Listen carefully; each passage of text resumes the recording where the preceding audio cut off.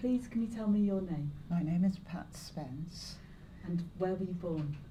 Where was I born? Yeah. I was born in Livingston Downs in Lancashire, northwest coast. So what brought you to Bromley? Oh, my husband's work. So what year was that?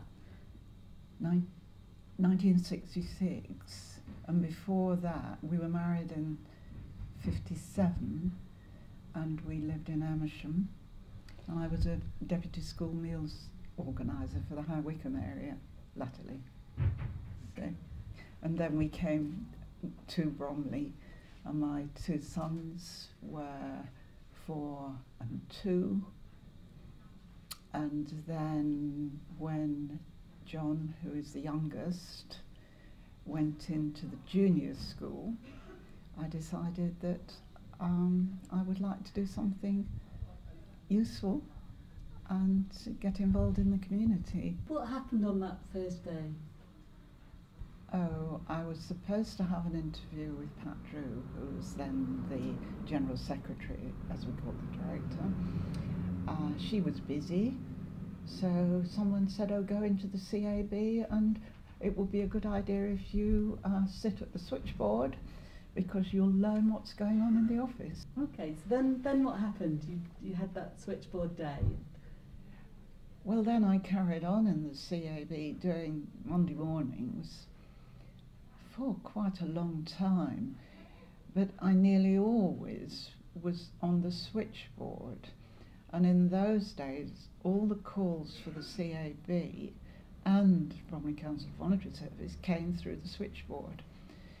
And I took a lot of calls for people donating furniture and things for family support. Also at that time I was involved with my sons and the Cub Scout movement. So Pat Drew said to me one day, probably you'd like to come and join us on an honorarium, taking over the youth side of the volunteering and probably taking calls for furniture. And that's how I actually came out of the CAB and joined the team in BCVS. BCVS were responsible for a housing association, and they used to come in and pay their rents on a Monday morning. So we used to see the coordinator and also some of the residents, which was interesting because very often they did need help with food and furniture. Now we hear a lot about the food banks. We were running food banks in those days because we collected food from the Harvest Festival services in a lot of schools and also from a lot of churches. And we used to pick it up because we did latterly our transport, as you've seen from the pictures, but before we had transport we used our own cars, which wasn't a good idea because it was very heavy.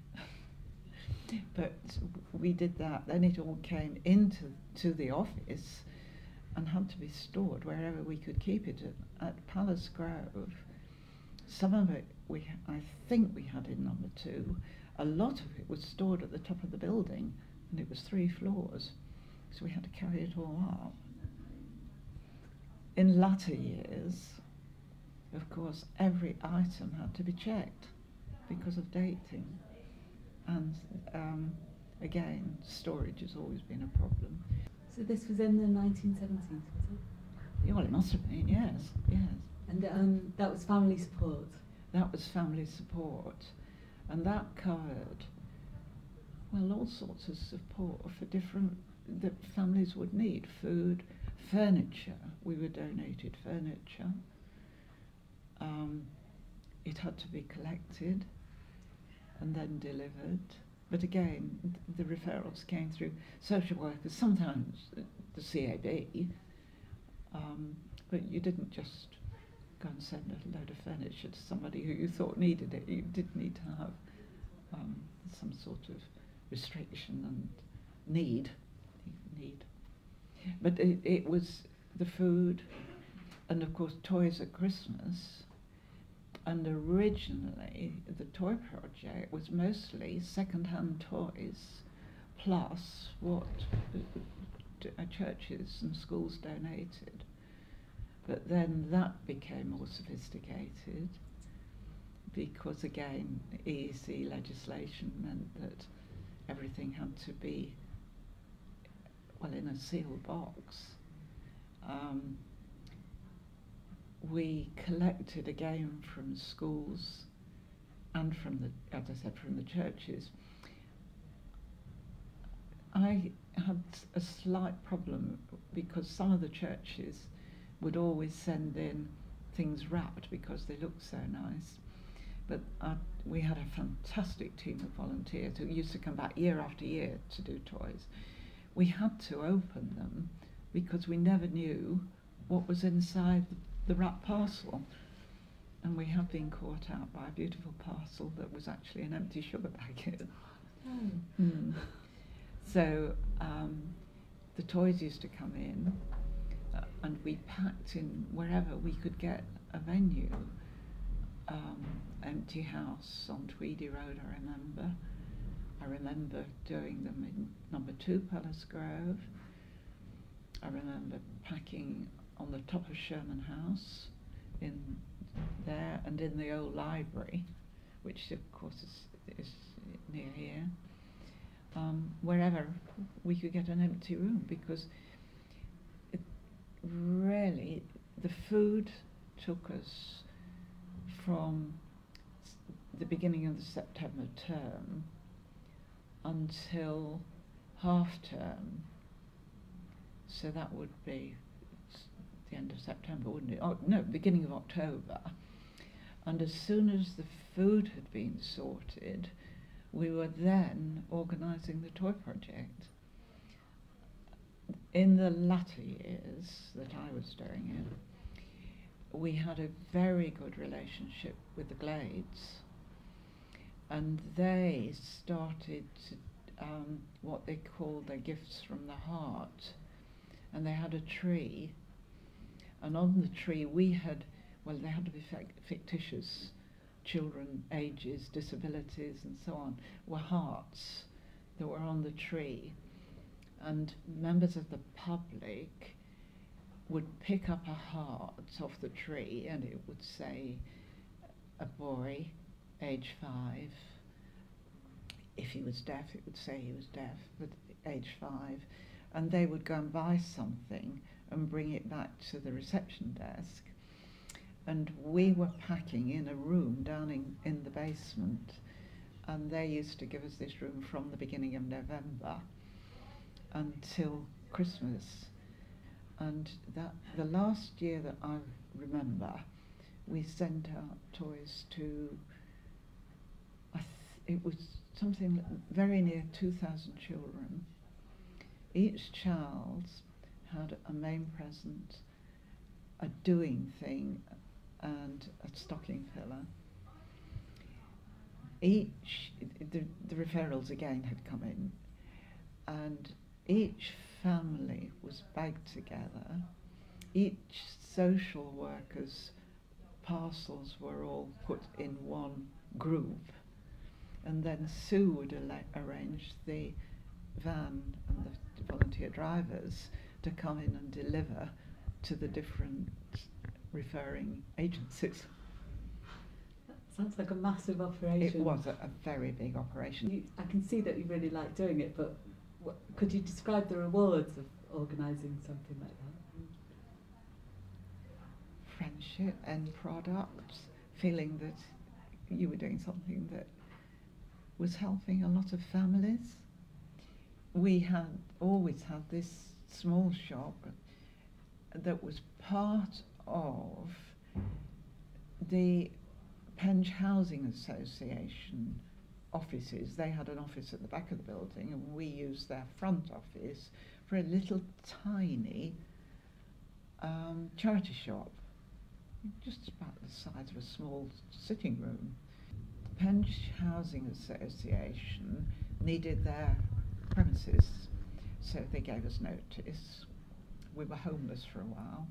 Then we moved into well, it was like a warehouse that was 3 houses along from the Housing Association.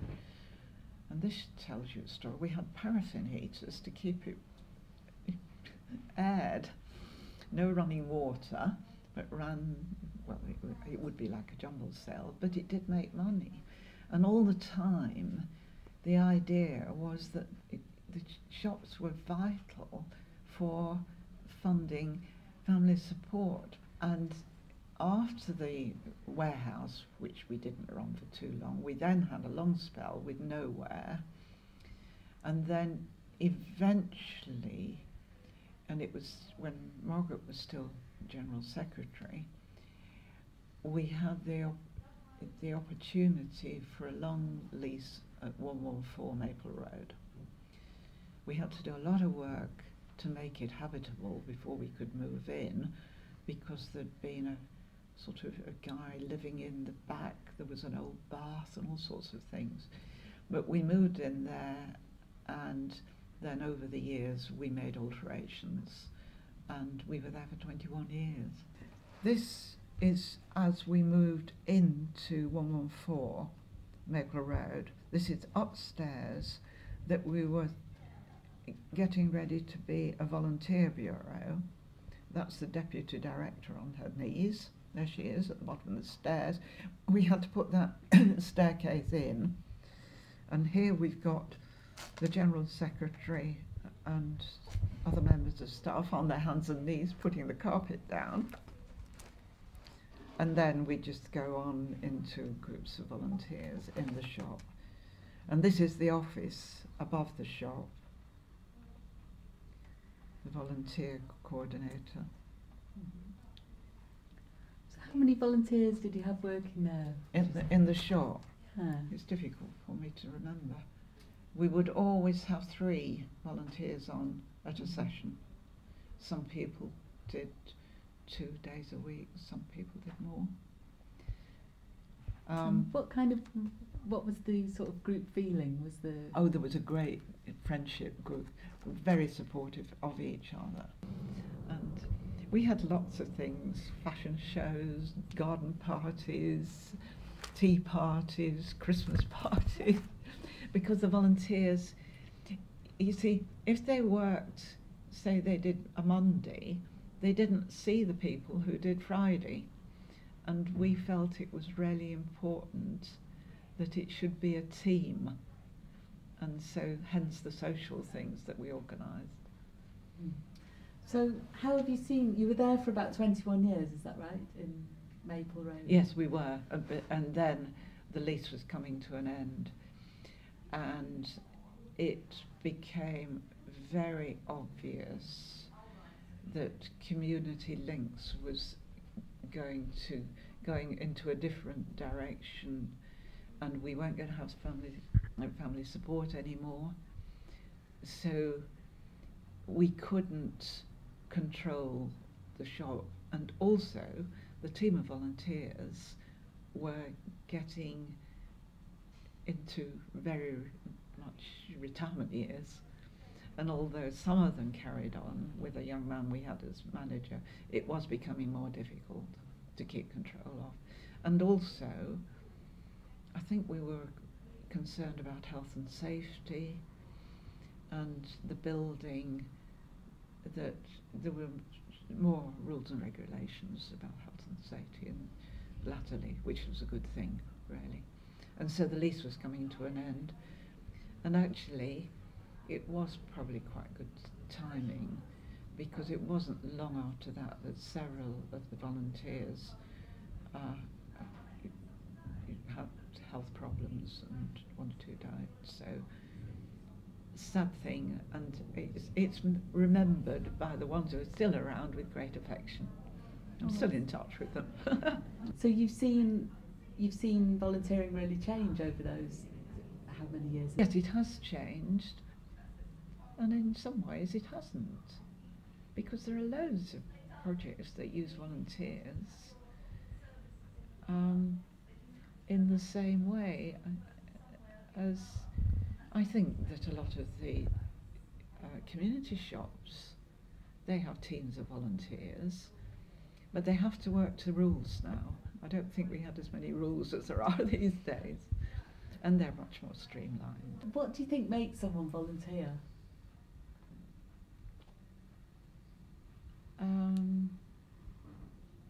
I think realising they've got space in their lives to do something. I think a lot of people volunteer for friendship, and I think that people coming up to retirement years probably think, oh, it's going to be fantastic all the time. What would Bromley be like without volunteers? I think that Bromley would have great difficulties without their volunteers. There's thousands of volunteers in Bromley.